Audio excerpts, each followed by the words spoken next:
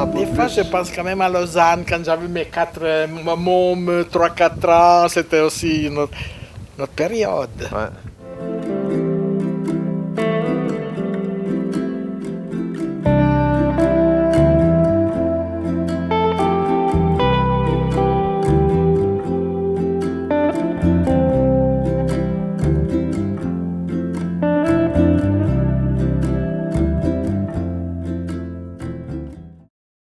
Bonjour Esther, on est chez vous aujourd'hui, vous habitez dans la même maison que votre fille, et puis j'ai le plaisir de vous revoir puisqu'il y a à peu près 15 ans, vous étiez déjà dans ma classe pour témoigner de votre passé, de votre vie pendant l'occupation nazie.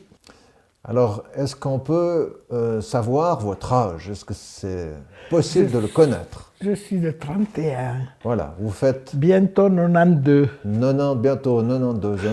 Même si je les sens pas, mais je les ai. Voilà, tout à fait, vous êtes Oui. pleine d'énergie. Si, je me sens normalement. Comme si j'avais 20 ans, 20, 30 ans de moins, quoi. Pourquoi est-ce que vous êtes venu en Suisse finalement? Après 2 ans d'Angleterre à 20 ans, je voulais apprendre les langues européennes.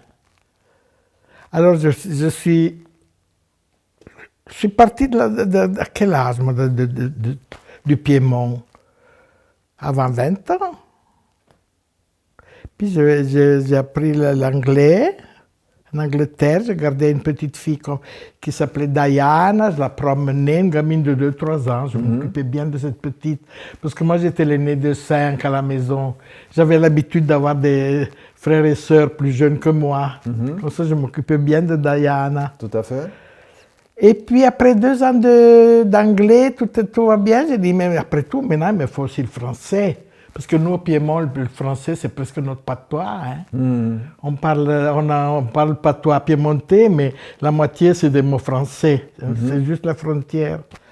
Ça fait que, voilà, je me suis mis en tête que je devais apprendre l'anglais, le français et l'allemand.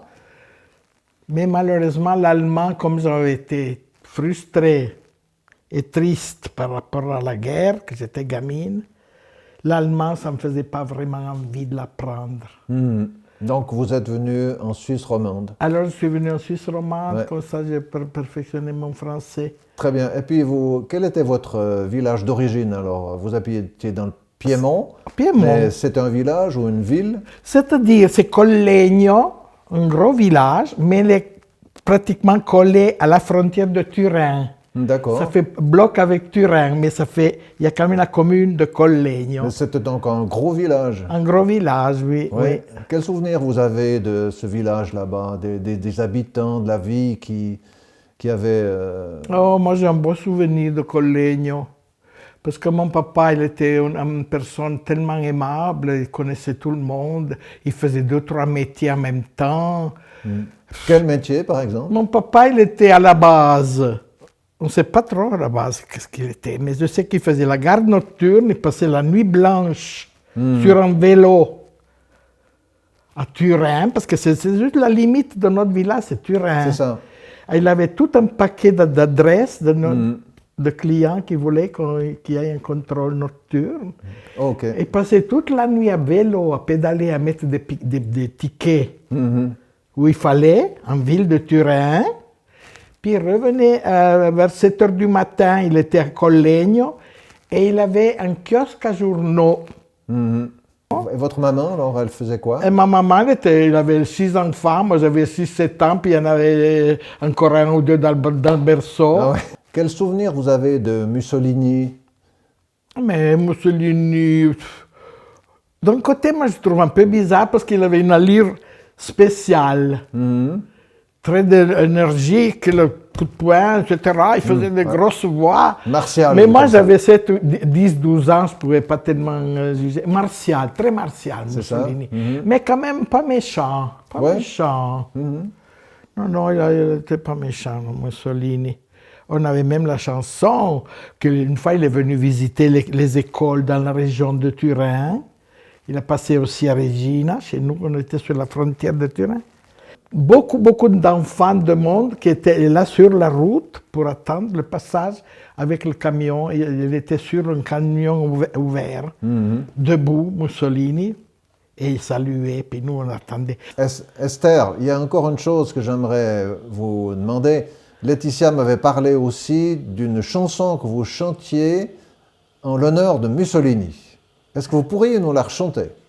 Mais oui, surtout le refrain en tout cas. Oui. Parce que les versets, je les ai un peu oubliés.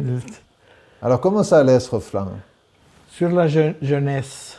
Giovinezza, giovinezza, primavera di bellezza, nella vita e nella sprezza, il tuo canto squilleva per Benito Mussolini, eia eia, ah la la. Et voilà. Vous êtes toute petite hein, parmi bien d'autres. Hein. Ah oui, tout en colonne, comme ça, elle était venue avec les maîtresses d'école, toutes les classes. Mussolini avait habité chez ma grand-mère. Avant d'être le Mussolini, c'était dans les années 1902-1903, alors qu'il était venu en Suisse pour travailler, et il travaillait sur la voie entre Vallorbe et La Sarraz. Ça, je ne savais pas. Alors. Et il logeait chez ma grand-mère.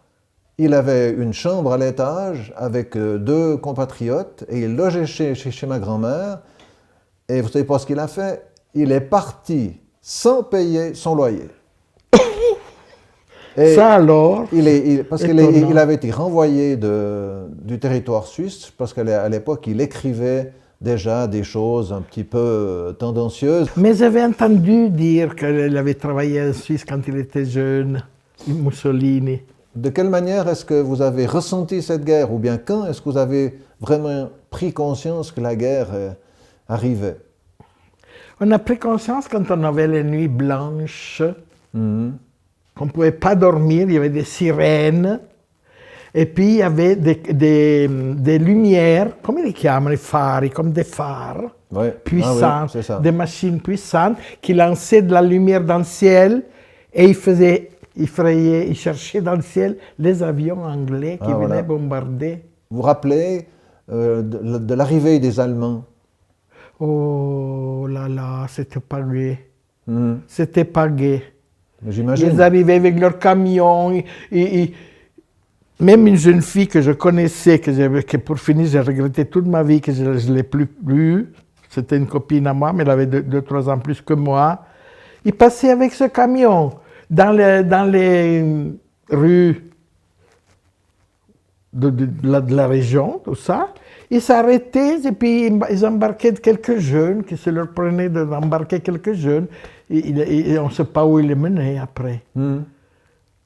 Mais ils étaient habillés en militaire et puis avec leur camion, on aurait dit qu'ils faisaient je ne sais pas quoi d'important. Mais ils les prenaient au hasard.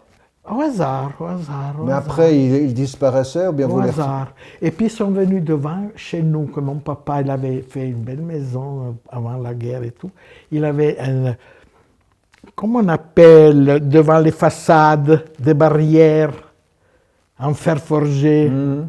Une barrière, parce que la maison elle avait quand même une bonne longueur, puis deux portails, ça fait qu'il y avait des barrières fixes en fer, comme des lances métalliques. Je vois très bien. Et bien, ils sont arrivés avec un camion des scies électriques qui ont coupé toutes les barrières pour les faire fondre, soi-disant, pour faire les bombes. Ou d'autres fusils, j'en sais rien. Là, ça m'est resté alors, parce que depuis lors, on n'a jamais eu de jolies barrières comme ça. Heureusement qu'ils nous ont laissé les portails. Est-ce qu'ils vous faisaient peur, ces soldats? Ah oui. C'était déjà à cause de la langue, de leur manière de parler. Et puis, ils embarquaient des gens... On savait, mais on ne parlait pas, on n'osait rien dire pour ne pas se faire prendre. À Grugliasco, juste le village à côté de Regina, où on était nous, Regina. Ben, il faisait monter ces gens, mais c'était, je ne sais pas, n'importe qui du village, des femmes, pas des enfants. Monter là sur le clocher, puis en bas. Et il y en a une bonne vingtaine, parce que je crois bien que c'est 22. Et il y a la plaque en marbre, plaque souvenir des 22 martyrs. Une plaque blanche de marbre comme ça, avec tous les noms de ces gens qui sont morts comme ça. C'était vraiment affreux, qu'est-ce qu'ils faisaient ces Allemands. Ouais. C'est pas de la guerre, ça c'est de la boucherie, ça. Chaque nuit, il y avait des avions qui passaient, qui s'arrêtaient, qui bombardaient, qui... Et puis il y avait des sirènes, j'imagine. Oui, sans arrêt. Avant les avions, il y avait les sirènes, et puis se coltinaient les avions. On a eu des bombardements... Mais sur votre ville même? Oui, tout au Turin, maman mia, Turin. Ah, Heureusement Turin, qu'à moi, il restait quand même sur Turin. Nous, on était juste à l'orée. On a eu 2 ou 3 bombes qui se sont perdues, qui devaient arriver sur Turin. Ils sont arrivés sur nous, parce qu'on était vraiment dans la ceinture. Hein. Mais bombardé. C'était pas drôle du tout, hein, ces 4-5 ans. Mais vous alliez vous réfugier où? Dans la cave de ma maison, de la maison de mon papa. Pendant longtemps, des fois? Pendant longtemps, ça? Il y a eu des périodes qu'on était presque, en tout cas 3-4 fois par semaine, à passer la nuit dans la cave. Hein. On ne dormait pas la nuit. Puis vous étiez au courant? Vous étiez au courant de ce qui se passait dans les camps de concentration ou d'extermination? Vous saviez ça? Hein? Pas tout de suite, en tout cas pendant des années, on n'a pas su, c'était vers la fin. Vers la fin? Même fin là, vous qu'on le a saviez? su. Ouais. Et puis l'Église, comment est-ce qu'elle réagissait par rapport à l'occupation? Espérance. On n'a pas raté nos réunions le dimanche, nos cultes, nous chantait, on priait, on louait. On était vraiment tenus dans la paix. On se sentait dans la paix.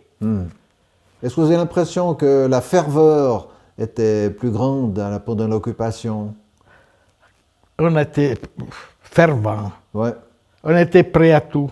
Si le Seigneur a dit, s'il y a une bombe qui doit arriver, on était résignés à la volonté de Dieu. On ne peut pas dire autrement, hein, parce que quand il y a des sirènes, des canons qui tirent contre l'avion, qui essaient de choper les avions, nous, tous des gamins de bas âge et tout, on était 6 en famille. Mon frère avait une année plus que moi. Mais vous avez pris l'habitude, j'imagine, au bout d'un moment. Pour l'habitude, c'est pas tellement une habitude.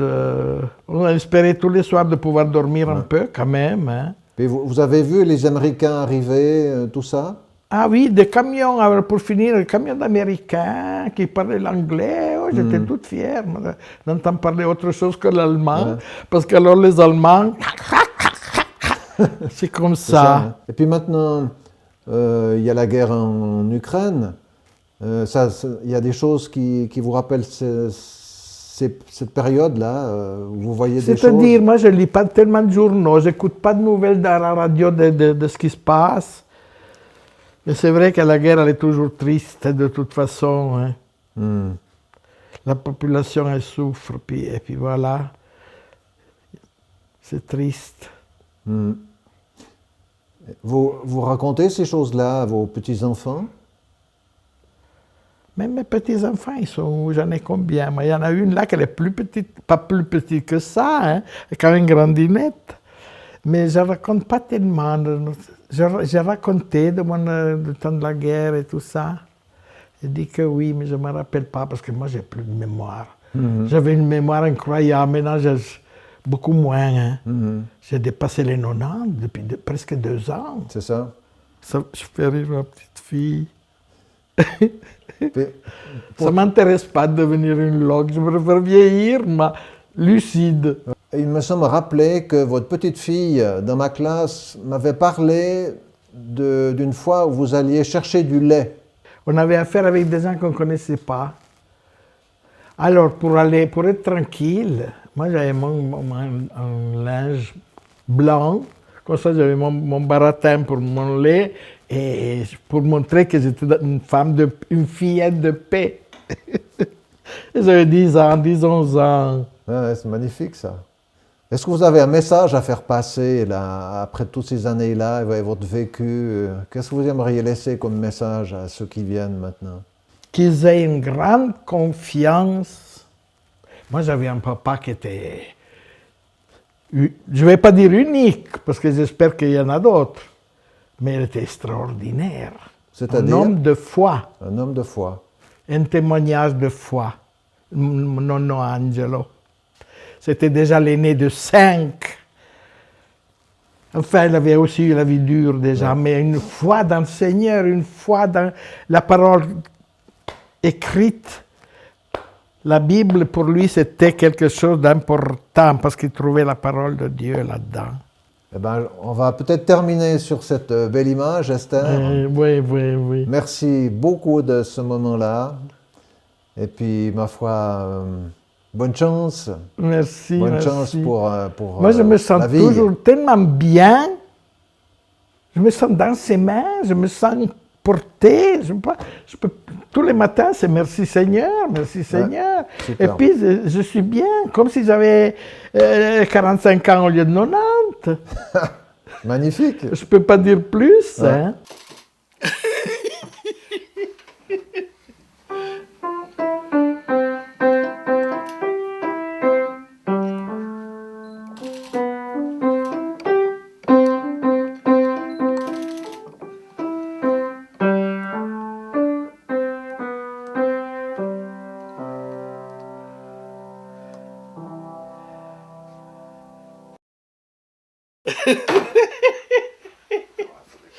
La belle croûte dorée de mon pain, j'avais même oublié que je l'avais cuit. J'ai cru que... Vous aviez oublié que vous l'avez cuit? J'ai oublié, parce que je l'ai laissé gonfler, puis j'ai dit, mince, maintenant il est mou comme je sais pas quoi. Je ne l'ai pas cuit quand c'était le moment. Et puis au contraire, je l'avais cuit. Non, j'ai la tête un peu... qui me fait un tout petit peu souci dans...